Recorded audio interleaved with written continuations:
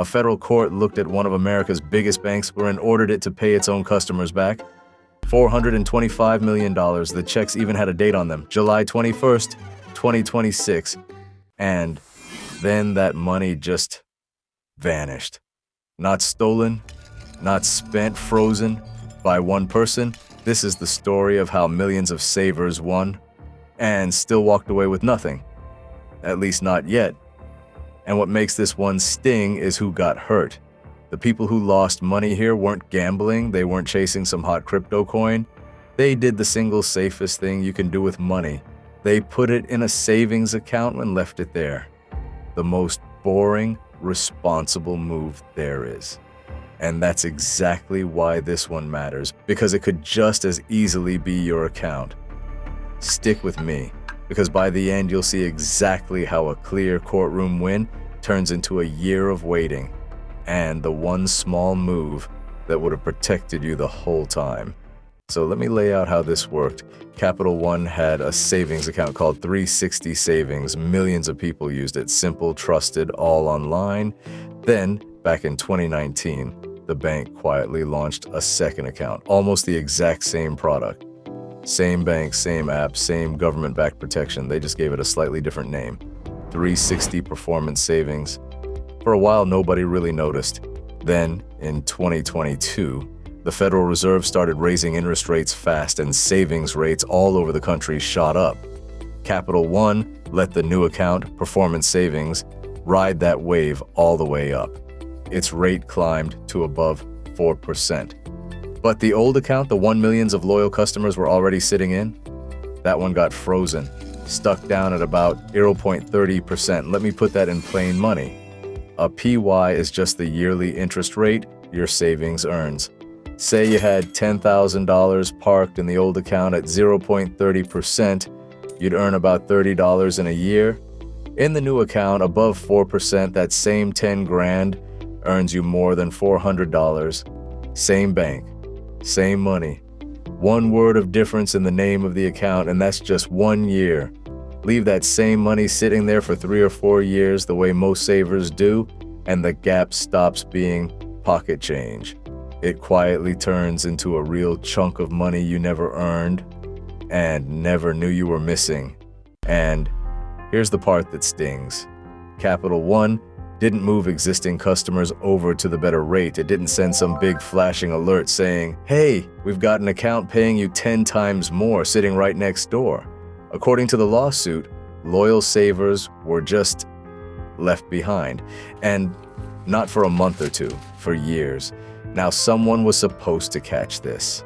In January 2025, the Consumer Financial Protection Bureau, that's the government's consumer watchdog, sued Capital One. Their claim was blunt. The bank had cheated its customers out of more than $2 billion in interest. $2 billion, with a B. That's not a rounding error. That's money that was supposed to land in ordinary people's accounts, spread across millions of savers who were doing nothing more complicated than trying to put something aside. And then, a few weeks later, something strange happened. The watchdog dropped the case, not paused it, dropped it, with prejudice, which is the legal way of saying it can never be brought back again. This was part of a much bigger pullback in consumer enforcement in early 2025. So, the cop who showed up to the scene turned around and drove home. And honestly, that's the part that should bother you more than any single number. Because it means whether you get protected can depend on who happens to be in office that year. But the story wasn't over. Where the government stepped back, private lawyers stepped in. This is what's called a class action. One lawsuit filed on behalf of a huge group of people who were all hurt the same way. You don't fill out a form to join. If you fit the description, you're automatically in, and they fought it out. The first proposed deal was actually rejected. 18 state attorneys general said it was too small, and a judge agreed. So Capital One came back with a bigger number, $425 million plus a promise to finally pay the old account the same rate as the new one. In April 2026, a federal judge approved it. The bank, for the record, admitted no wrongdoing. Now, before you picture savers splitting the full $425 million. Remember the lawyers. The attorneys asked for up to 15% of that fund.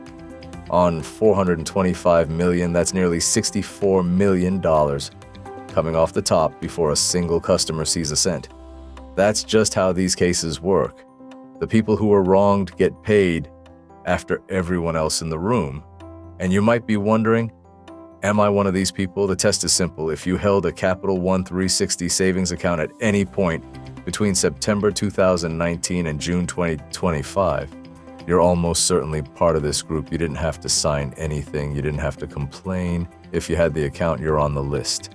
The cash goes to the primary account holder. And how much you get depends on how big your balance was and how long you sat in that lower rate. For some people, it's a few dollars. For others with real money parked there for years, it's a genuine check. Or it will be whenever it finally shows up. And this is where the story takes a turn almost nobody saw coming. The money was approved. The payout date was set around July 21st, 2026. Savers were days away from finally being made whole. After years of this, the finish line was right there. Then one person filed a piece of paper. A single member of the class, one of the millions of people owed money, objected. They filed what's called an appeal, asking a higher court to throw the entire settlement out and start the whole fight over again. And the brutal part is this. Under the rules, that one appeal freezes everything, not just their share. Everyone's. The full $425 million is locked until the appeal is sorted out. And there's no way to just pay out the people who are happy with the deal while the appeal runs. A settlement moves as one package until a higher court signs off. Nobody gets touched. The court did make the objector post a bond just to file it. A small speed bump. But a bond doesn't unfreeze anyone's money. Why would one person do this? Sometimes an objector honestly believes the deal shortchanges everyone. Sometimes it's a negotiating tactic. Either way, the result is identical. Everybody waits. How long could this take? Potentially over a year, possibly dragging into 2027. So millions of people who were underpaid for years, who finally won, are now told to wait all over again. Because of one signature they never agreed to and can't undo. So, what do you actually take away from all this? Being a customer is not the same as being a valued customer. Capital One didn't break into anyone's account. It just quietly counted on something very human. That most of us open a savings account once and never look at the rate again. That trust, that inertia, that's the product. The lesson isn't banks are evil. It's simpler and a lot more useful than that. Nobody is coming to rescue your money faster than you can. The regulator can quit, the courts are slow, the lawyers get paid first. But you can log in tonight, look at the actual rate your savings is earning, and if it starts with 0 point something, move it. That 5-minute check is worth more than most settlements. Because in the end, the safest place for your money isn't a bank that trusts you to never look.